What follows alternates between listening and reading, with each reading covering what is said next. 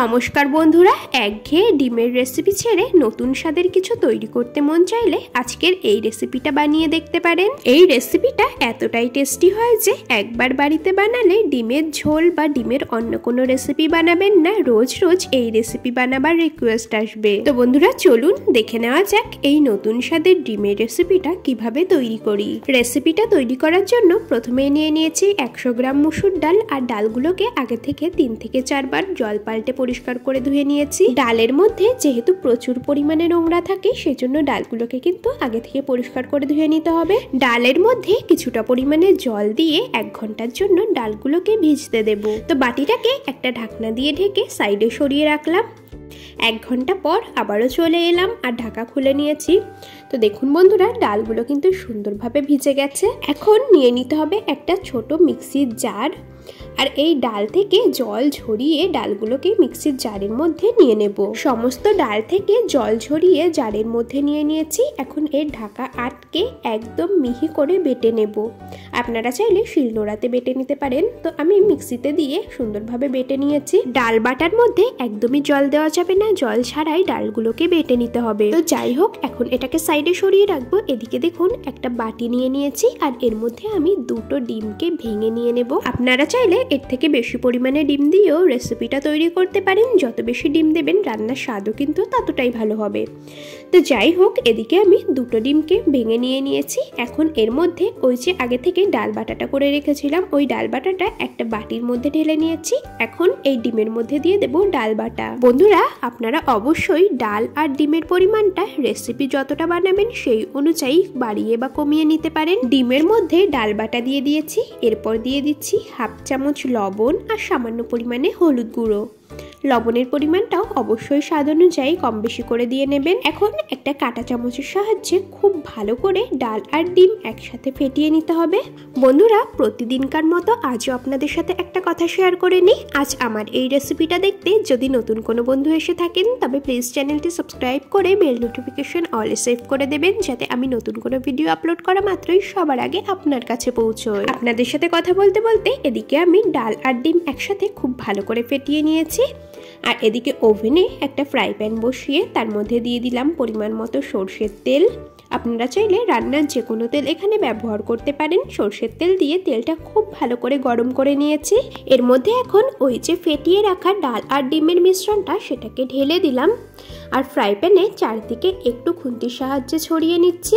এখন এটাকে একটা ঢাকনা দিয়ে মিডিয়াম ফ্লেমে 2 মিনিটের জন্য ঢেকে রান্না করে নেব। এতে করে নিচের দিকটা সুন্দরভাবে ফ্রাই হবে আর উপরটা সেদ্ধ হয়ে যাবে। 2 মিনিট ঢাকা দিয়ে রাখার পর এখন ঢাকাটা খুলে নিলাম। তো দেখুন বন্ধুরা, এর নিচের পাশটা কিন্তু সুন্দরভাবে ফ্রাই হয়ে গেছে আর উপরটাও খুব ভালোভাবে সেদ্ধ হয়েছে। খুন্তির সাহায্যে খুব সাবধানে অপর পাশটা উল্টে নিলাম, আর এখন আবারও ঢাকনা দিয়ে ঢেকে 2 মিনিটের জন্য মিডিয়াম ফ্লেমে রান্না করে নেব। তো বন্ধুরা 2 মিনিট পর আপনাদেরকে ঢাকনা খুলে দেখাচ্ছি। এখন এর দুটো পাশে কিন্তু সুন্দরভাবে ফ্রাই হয়ে গেছে আর ভেতরটাও খুব ভালোভাবে সেদ্ধ হয়ে গেছে। এপিট ওপিট খুব সাবধানে উল্টে পাল্টে নিয়ে একটা প্লেটের মধ্যে নামিয়ে নেব। আর প্লেটের মধ্যে নামিয়ে নিয়ে এই ধোকাটাকে খানিকক্ষণের জন্য ঠান্ডা করে নেব। তো আমাদের ডিম আর ডালের ধোকা একদম কমপ্লিট হয়ে গেছে, আর এটাকে কিন্তু কিছুক্ষণ ঠান্ডা করে নিয়েছি। এখন একটা ছুরির সাহায্যে পিস পিস করে কেটে নিচ্ছি। আমি মিডিয়াম সাইজের পিস করে কেটে নিচ্ছি। আপনারা চাইলে নিজেদের পছন্দ অনুযায়ী ছোট বড় যে কোনো সাইজের পিস করে কেটে নিতে পারেন।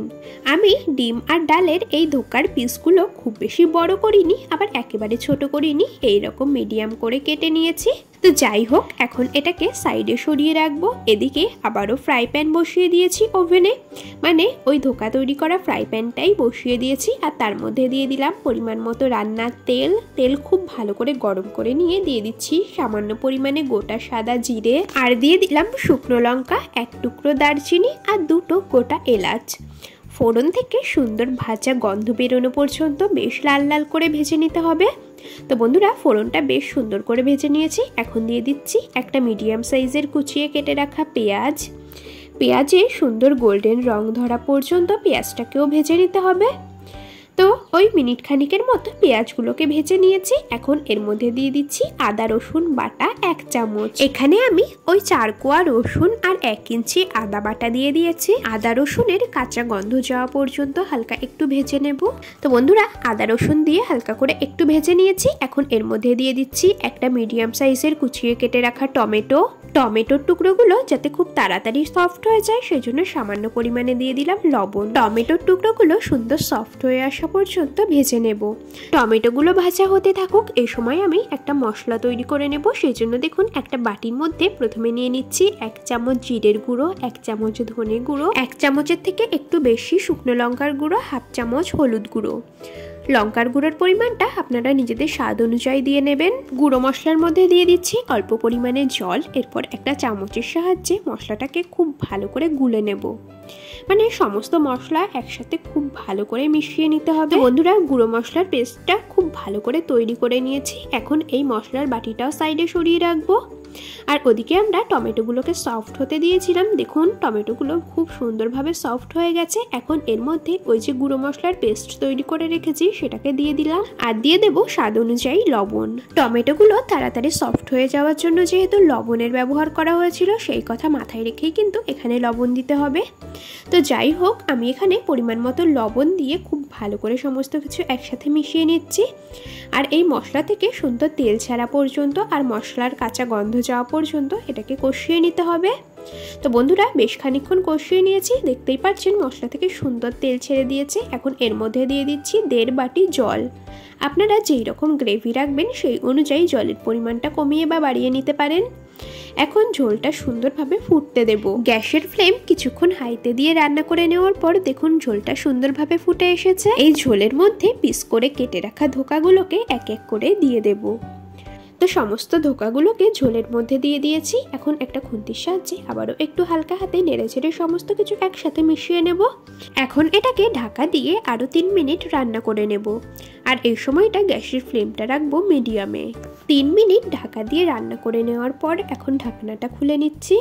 তো বন্ধুরা, রান্নাটা কিন্তু প্রায় হয়ে এসেছে আর ধোকাগুলোও কিন্তু ভীষণ সুন্দর সফট হয়ে গেছে।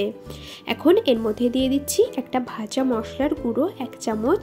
এখানে আমি গোটা গরম মশলা আর কিছুটা পরিমাণে গোটা সাদা জিরে হালকা ড্রাই রোস্ট করে তারপরে গুঁড়ো করে নিয়েছি। এই ভাজা মশলার গুঁড়োটা অবশ্যই রান্নাতে ব্যবহার করবেন। এই মশলা দেওয়াতে রান্নার স্বাদ অনেক গুণ বেড়ে যাবে। তো আবারও একবার আপনাদের সাথে বলে দিচ্ছি, এখানে আমি গোটা জিরে আর গোটা গরম মশলা হালকা ড্রাই রোস্ট করে তারপর গুঁড়ো করে নিয়েছি।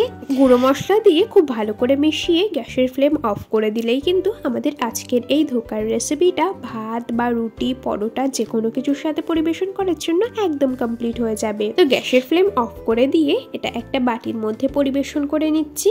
আর দেখতেও কিন্তু ভীষণ লোভনীয় হয়েছে। একটা ধোকা আমি আপনাদেরকে একটু কেটে দেখিয়ে দিচ্ছি, আপনারাই দেখে নিন কতটা সফট হয়েছে। এই নতুন স্বাদের রেসিপিটা আপনাদের কেমন লাগলো অবশ্যই আমাকে কমেন্টস করে জানাবেন। যদি ভালো লেগে থাকে তবে ভিডিওটিতে একটি লাইক এবং বন্ধুদের মধ্যে শেয়ার করে দেওয়ার অনুরোধ রইল।